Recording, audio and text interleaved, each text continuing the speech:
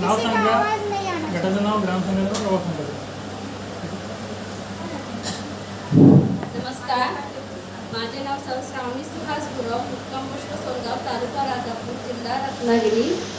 माझ्या समूहाचं नाव विद्यादेवी महिला स्वयंसहायता महिला समूह, त्याच्यामध्ये मी सदस्य आहे. तसेच जागृती महिला ग्रामसंघामध्ये मी लिपिका आहे. तसेच प्रभाग संघ क्षितिज प्रभाग संघामध्ये मी सदस्य आहे.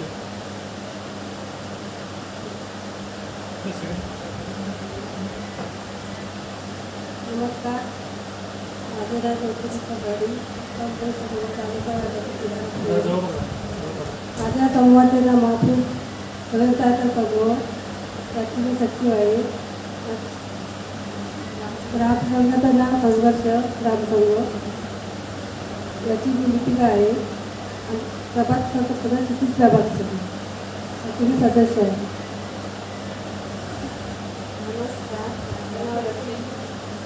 माइक लेने के बाद भी सुनाई नहीं दे रहे. नमस्कार, माझं नाव रचना रंजन आहे. मुक्काम पोस्ट देवाचे गोठणे, तालुका राजापूर, जिल्हा रत्नागिरी.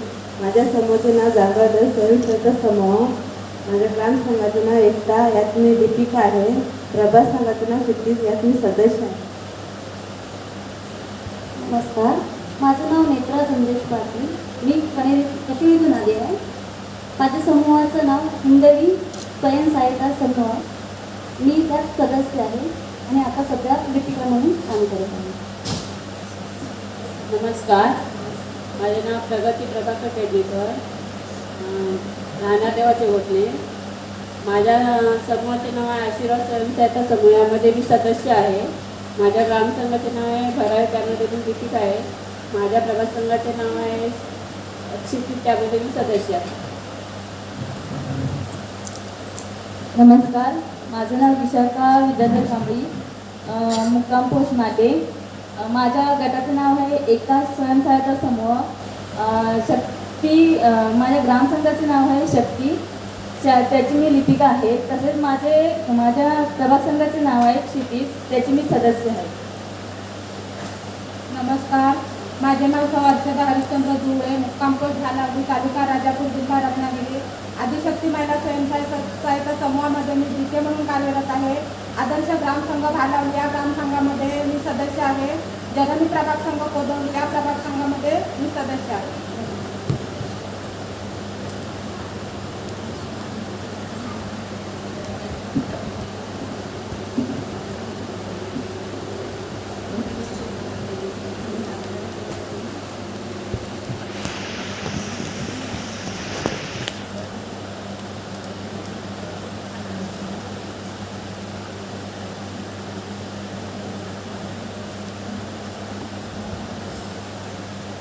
आमचा विषय आहे, आमचा गट क्रमांक आहे 1. आमचा विषय आहे समूहात नवीन सदस्य घेणे. उमेद अभियानाविषयी माहिती जुळेताई देतील. आगे आ जाइए. हाँ बोलो. समूहामध्ये नवीन सदस्य घेण्यासाठी आपण सुरुवातीला उमेद अभियानासंबंधी त्यांना माहिती देतो. म्हणजे उमेद महाराष्ट्राचं ग्रामीण जीवनोन्नती अभियान, हे अभियान कशा पद्धतीनं काम करतं, कोणासाठी काम करतं, ही परिपूर्ण माहिती आपण महिलेला देतो, जेणेकरून ती महिला आपल्या समूहामध्ये येण्यासाठी प्रोत्साहित होईल. अशी बऱ्यापैकी माहिती देऊन तिला आपण गटामध्ये समाविष्ट करून घेतो. त्याच्यानंतर समूहामध्ये येणाऱ्या महिलेची पूर्ण ओळख, म्हणजे तिचं नाव, गाव, पूर्ण परिचय, तिचा पत्ता, मोबाईल नंबर, वय, शिक्षण, ही सगळी माहिती आपण त्या महिलेकडून घेत असतो. त्याच्या पुढच्या महिलेचे ओळखपत्र जमा करणे, म्हणजे समूहामध्ये समाविष्ट होण्यासाठी त्या महिलेकडून आधार कार्ड, पॅन कार्ड असे उपलब्ध असेल तर पॅन कार्ड किंवा बँक पासबुक, हे सर्व कागदपत्र आहेत की नाही याची आपण तपासणी करतो आणि ते कागदपत्र आपण त्यांच्याकडून, त्या महिलेकडून जमा करून घेतो. बचतीविषयी माहिती देणे, म्हणजे बचतीविषयी आपली जी काय बचत आहे, अगोदर जर आपल्या समूहात कार्यरत असेल तर त्या समूहामध्ये आत्तापर्यंत बचत किती आहे, किंवा आपली आठवडी किंवा मासिक जी काय बचत असेल ती किती आहे, किंवा आतापर्यंत झालेली बचत किती आहे, हे त्या महिलेला याची पूर्ण माहिती देऊन त्या महिलेला त्या महिलेकडून संमती घेतो आपण. म्हणजे आतापर्यंत झालेली बचत किंवा जी काही आठवडी किंवा मासिक बचत असेल ती त्या महिला देण्यासाठी तयार आहे की नाही हे त्या महिलेकडून माहिती करून घेतो आणि बचती संबंधी माहिती देऊन त्या महिलेला गटात येण्यासाठी प्रोत्साहन देतो. महिलेची जात व प्रवर्ग यांची माहिती घेतो. म्हणजे ती महिला कुठल्या कॅटेगरीमध्ये मोडते, तिची जात काय, ती कुठल्या प्रवर्गामध्ये मोडते ह्याची परिपूर्ण माहिती आपण घेतो आणि ती माहिती आपल्याला समूहामध्ये समाविष्ट करण्यासाठी घ्यायचीच असते. अकाउंट ओपन करणे. त्या महिलेचं जर वैयक्तिक अकाउंट नसेल, पर्सनल अकाउंट नसेल तर तिला अकाउंट ओपन करण्यासाठी प्रोत्साहित करतो किंवा आपण त्या महिलेला अकाउंट ओपन करण्यासाठी बँकेमध्ये घेऊन जाऊ तिला अकाउंट ओपन करण्यासाठी भाग पाडतो.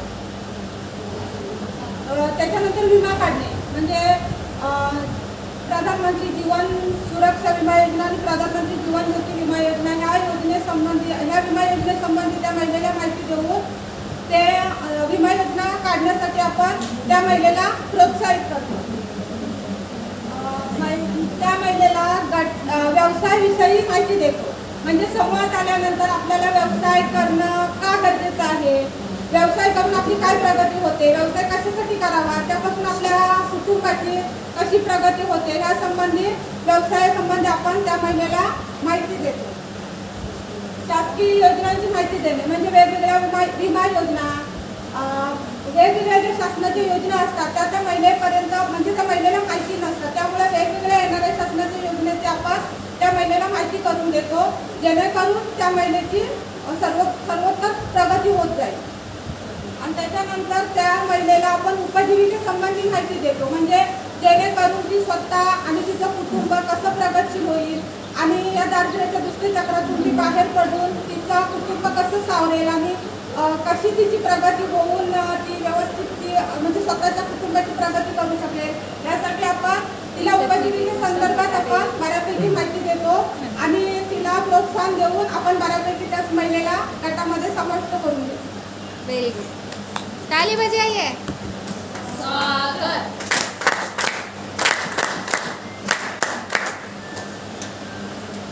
त्यांनी एकट्याने सगळं सांगितलंय की पॉईंट सांगितलं नाही का सगळ्यांनी?